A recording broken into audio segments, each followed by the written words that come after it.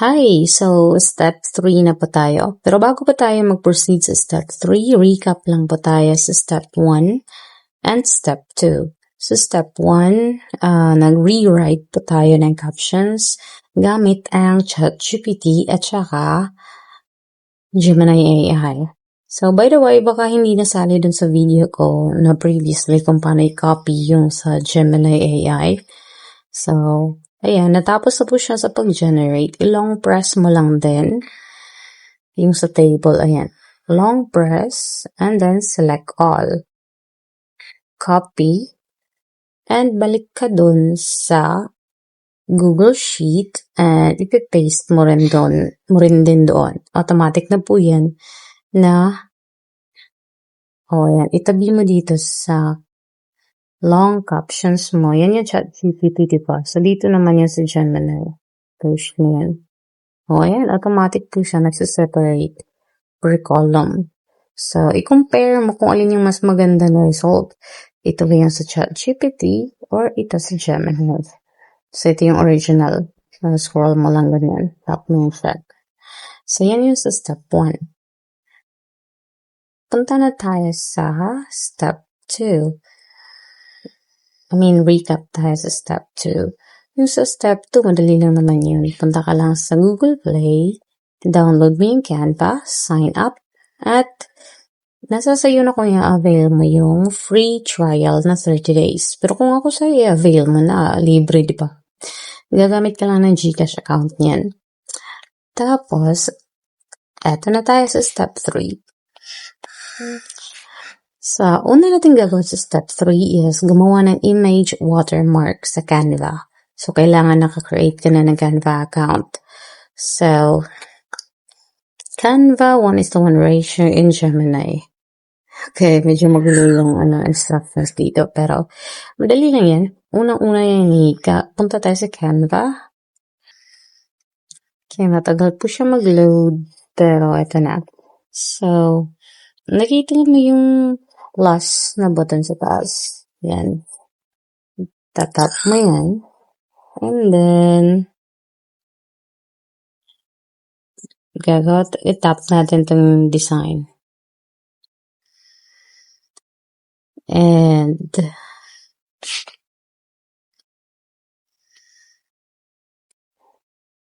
so, wait lang. Kailangan natin ng,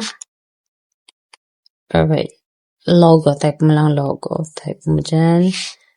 Ito, logo. Create yung design. Saan na yan? May options. Yan yung options sa logo. Pero hindi natin gagamitin yan. Tap natin yung back na icon. Ito lang yung blank na page yung gagamitin natin. Tap natin dito sa blank page sa labas. Let's go to uploads. And kailangan natin i-upload yung picture natin para gagamitin natin as watermark. So, ako meron kasi yun sa akin ayan, upload. Tapos, drag mo lang para mag-fit sa buong square.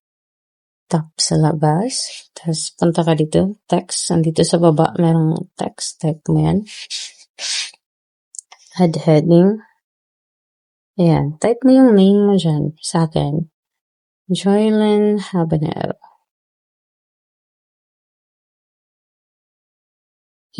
Habanero. Ayan. Tapos,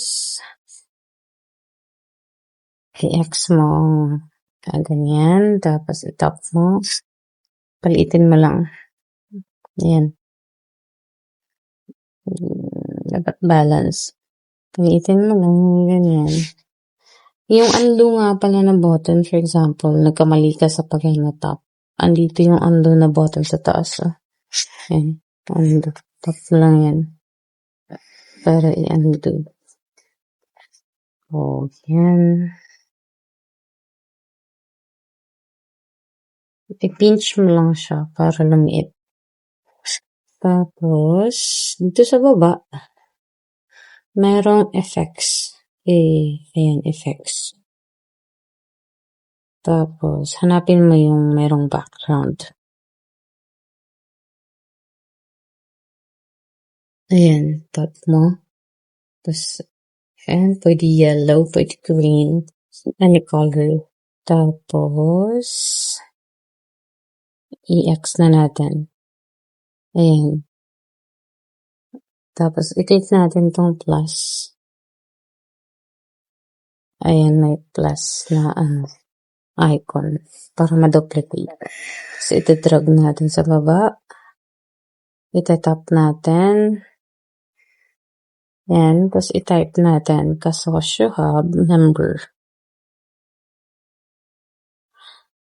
Kasi yan yung name ng group natin. So, kailangan ma-identify tayo sa Kasosyo Hub. Ayan, i-balance lang natin ng konti. O, ayan. So, next naman ay ida-download natin. Andyan yung download sa taas, yung arrow. So, ida-download natin. Andyan yung download sa taas. Ayan, yan yung button na yan. Click natin. Click. Tapos, ayan, click download. PNG, tapos, download.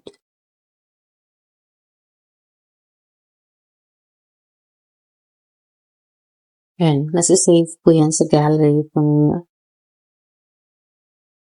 So, mag-i-edit na po tayo ngayon ng templates sa Canva. So, eto na yun.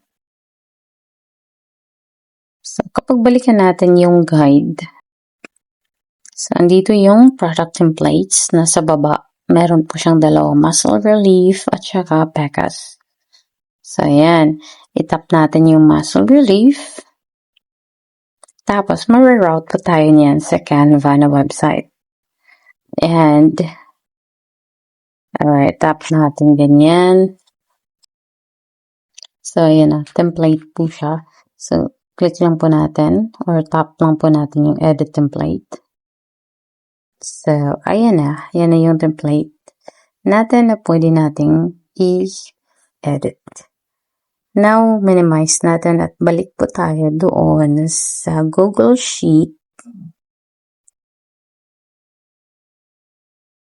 kung saan nandito po yung ginawa natin kanina. Yung ni-rewrite po natin sa ChatGPT, then ChatGPT result. At ito naman po yung sa Gemini. So, para sa akin, mas maganda yung result sa Gemini. Kaya, mas i-copy ko yun sa Gemini. Pero pwede rin naman dito sa ChatGPT. Nasa sayo lang yan. Kahit i-alternate mo. For example, Gemini number 1, number 2, ChatGPT. Ganun. Pwede po yan. So, copy natin. Long press. Tap lang. Tapos, click copy. Tap mo yung check mark. Tapos, minimize. Balik ka doon sa Canva template. Ang unang instruction ay palitan po yung text. Ito, palitan natin yung text. So, tap mo lang, tap mo ulit para lumaki, ganyan. Tapos, long press. Yung 3 dots na yan sa gilid, tap mo, tapos tap mo yung select all. Tapos, i-click mo yung paste. Alright, hindi gumana. Try natin ulit. Select all. At andito yung paste, andito sa baba. Ayan. Ayan. Pagod na sagad to the bones, may solution dyan. Di ba ang galing? So, tap natin dito sa bottle para ma-save. Ayan. Tapos na tayo sa day 1. Sa pag-edit. Ang instructions po dito is i-edit po lahat ng text for 30 days. So, kailangan natin i-follow yan. So, since tapos na tayo sa day 1, gagawin natin yan hanggang up until day 30. Okay, step 3. Ayan, 30 designs and adjust the size if needed.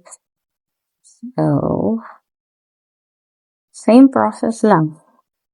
Punta sa Canva, punta sa Google Sheet para i-copy yung bagong hook natin. Ayan, punta sa Google Sheet.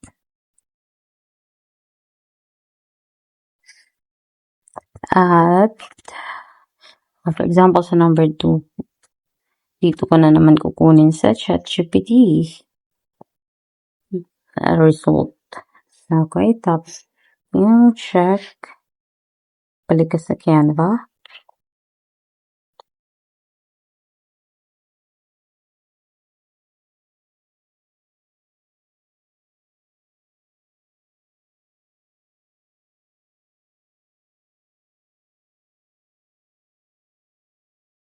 Tapos, isuswipe mo lang to the left. So, ito na yung next na image. Ayan. Itatap na naman natin yung text. Tap ulit. Ayan, naka-zoom in na. Long press. Select all. At ipe-paste mo yung kinopy mo. Okay. So, press mo yung X. Alright. Tapos na dito sa pangalawa. Sa pangatlo. So, ganyan lang po yung process up until day 30. Pero, hindi pa dyan natatapos lahat kasi text pa lang yung na-edit natin. Meron pa dito instruction na kailangan natin i-add yung watermark. Diba may in-edit tayo kanina na na picture natin tapos nilagyan ng name. So, yun yung gagawin natin next. So, eto na yung template natin na in-edit natin, diba, yung text. Ayan, pag i-scroll natin yan to the left or i-swipe natin to the left, ayan, makikita natin yung mga images na ginawa ko na at kailangan nyo na lang i-edit. At least kasi pag i-edit natin po, kailangan 3 elements talaga eh. So, unang element is yung text. Ayan, na-change na natin gamit ang Gemini at saka ChatGPT. Ang pangalawang element is itong watermark. Ito, importante ito eh, para mas mabilis kang matandaan ng buyer. Kasi andyan yung name mo eh. At saka hindi basta-basta manakaw yung in-edit mo na picture or image. Alright, so kailangan natin i-edit yung watermark. I-tap lang natin to circle. Ayan, pwede natin yung ma-move kahit saan. So, i-tap lang natin yan. Tapos, wait, kailangan naman natin i-upload yung image na in-edit natin. So, punta ka dito sa baba. Tap mo yung uploads. Tapos, tap mo yung upload files pag hindi mo pa na-upload yung in-edit mo na picture mo na nilagyan mo ng name. At saka yung kasosyo hub number. So, yung sa akin nandito na. Kaya itatap ko na lang. Tapos, i-drag ko po siya doon sa circle. Ayan.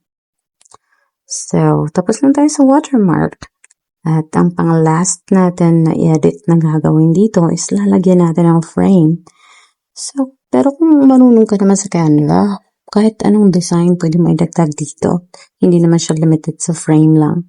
Yung sa akin is general ko lang na ituturo na lagyan ng frame para po doon sa mga baguhan pa sa Canva at di pa masyadong marunong. So, frame lang kasi mas madali, mas mabilis. So, punta tayo dito sa baba. Tap natin yung elements. Tapos search natin sa elements. Nature frame. Okay, enter.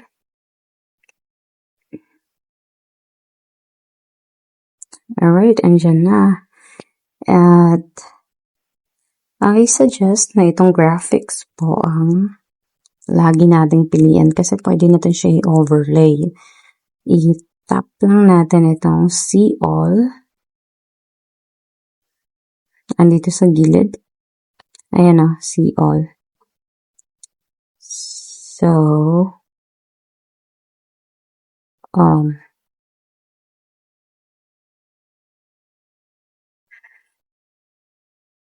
ayan na, ang daming available na frames. So, kahit alin dyan yung piliin mo. So, gagawa ko ng sample na frame. Ang pipiliin ko ay Hirap mag-decide, ano? Kasi ang gaganda eh. Alright, ito na lang, simple. So, ayan. Andiyan na yung frame. Iyan mo na lang. Palakihin mo. Ayan.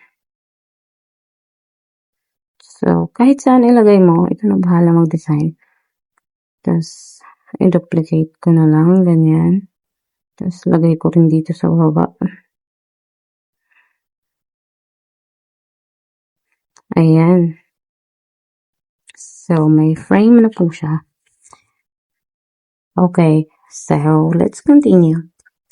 Kailangan pare-pareho yung 30 image post na in-edit mo. Pare-pareho yung designs para ma-identify natin na sa'yo yan.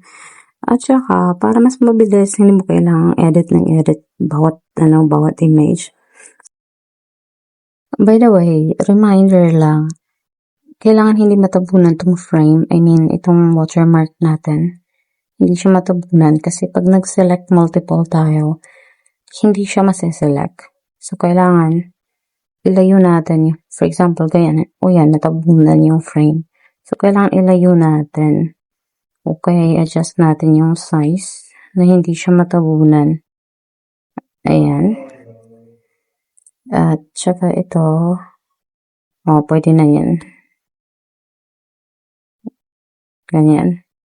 Okay, so kailangan natin i-select multiple para i-copy-paste na lang natin dun sa ibang designs. Ang kailangan natin i-copy ay itong watermark. I-tap mo lang yan, tapos long press. At ayan, mag-pop up na yung select multiple. Tap mo yung select multiple, tapos i-tap mo yung frame. Balik ka dun sa image. Tap mo yung frame. Ayan.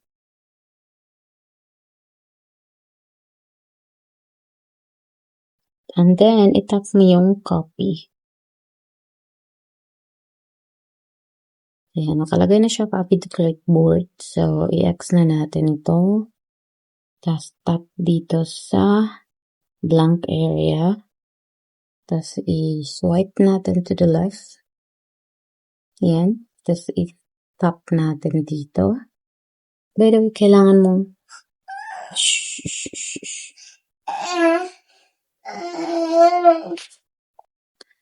kailangan natin i-delete yung existing na watermark.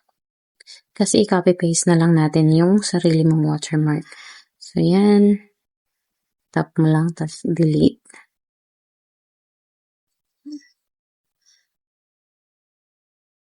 Tapos, i-select mo itong delete frame.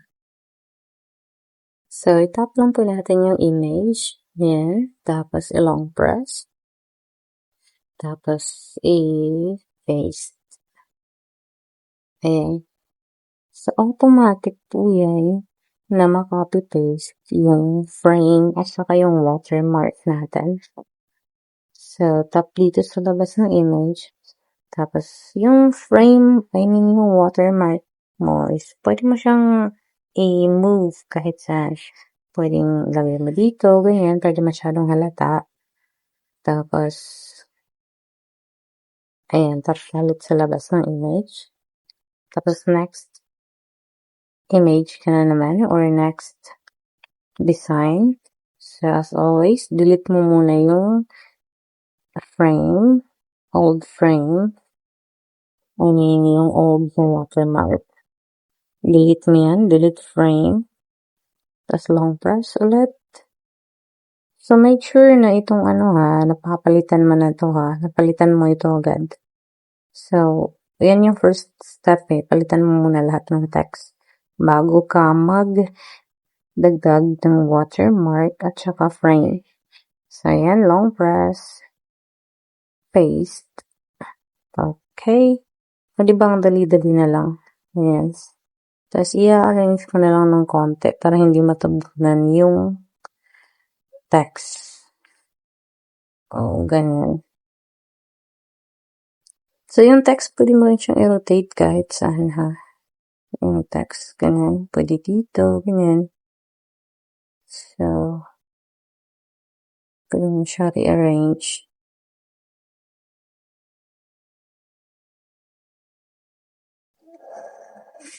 Ayan.